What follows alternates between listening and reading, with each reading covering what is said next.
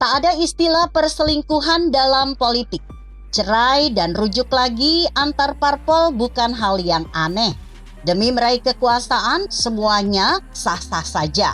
Begitulah, setelah perceraian PKS dengan Partai Gerindra, sekarang diisukan ada PDKT untuk rujuk lagi.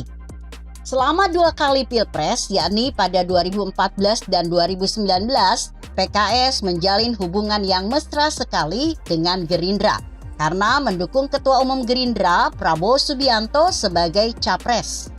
Pada 2014, Prabowo berpasangan dengan kader Partai Amanat Nasional, Hatta Rajasa. PKS ikut sebagai anggota koalisi. Sayangnya, Prabowo kalah dari Joko Widodo Yusuf Kala. Tapi pada 2019, PKS tetap setia kembali mendukung Prabowo.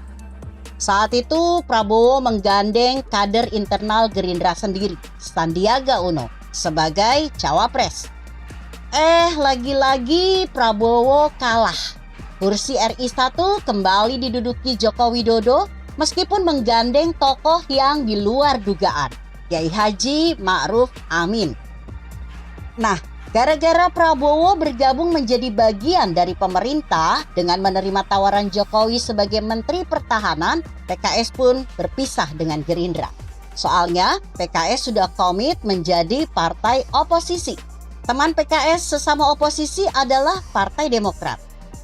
Untuk persiapan Pilpres 2024, PKS disebut-sebut bergabung dalam koalisi perubahan bersama dengan Partai Demokrat dan Partai Nasdem. Koalisi tersebut sudah sepakat dalam satu hal, yakni mengusung mantan Gubernur DKI Jakarta, Anies Baswedan, sebagai capres. Masalahnya, penentuan siapa cawapres pendamping Anies sangat berlarut-larut. Malah, koalisi ini terancam menjadi layu sebelum berkembang. Tidak ada titik temu antara PKS yang ngotot mengajukan kadernya yang berpengalaman selama 2 periode menjadi Gubernur Jawa Barat, Ahmad Heriawan, sebagai cawapres. Tapi, sepertinya Demokrat pun tak bersedia mundur sejengkal pun agar Ketua Umumnya Agus Harimurti Yudhoyono yang menjadi cawapres. Nah, di tengah kebuntuan itulah berhembus isu PKS membujuk Gerindra untuk bergabung masuk koalisi perubahan.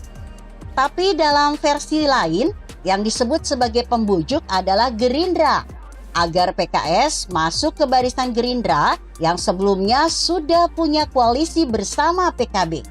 Perlu diketahui, Gerindra sudah mantap mendeklarasikan Ketua Umumnya Prabowo Subianto menjadi capres. Sepertinya Gerindra memang tidak kapok dengan 2 kali kegagalan Prabowo sebelumnya. Ditambah lagi sewaktu menjadi cawapres untuk Megawati di Pilpres 2009. Mirip dengan Anies, Prabowo masih belum memastikan siapa cawapresnya. Meskipun Ketua Umum PKB Caimin sangat berharap. Terkait dengan ajakan PKS kepada Gerindra, pihak Nasdem menyambut baik. Tapi capresnya tetap Anies.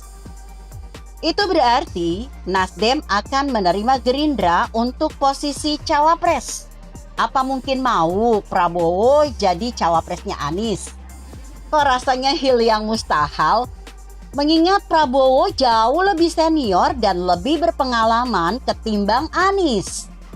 Lagi pula, Anies berhasil duduk menjadi Gubernur DKI Jakarta antara lain berkat dukungan kuat dari Prabowo dan jajaran Gerindra.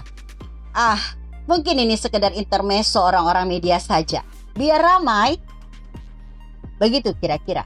Artikel ini ditulis Irwan Rinaldi Sikumbang yang disadur dari kompasiana.com dengan judul Prabowo jadi cawapresnya Anies, rasanya tak mungkin. Bagaimana menurut Anda? Jika Anda berpendapat lain, tuliskan komentar Anda di bawah ini. Saya Emma, Karisma 90.